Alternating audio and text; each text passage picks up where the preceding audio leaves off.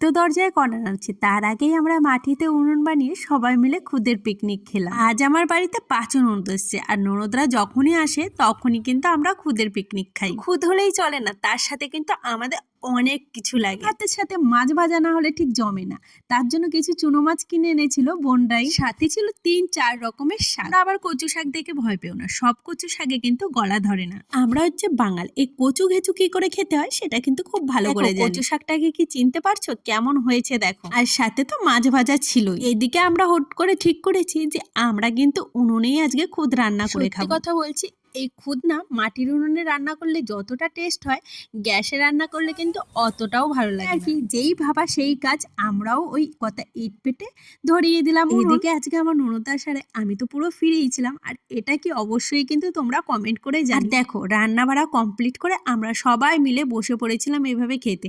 দেখছো কত কিছু নিয়ে আমরা বসেছি। এরকম খাও অবশ্যই কিন্তু কমেন্ট করে জানিও। আজ তবে আসি।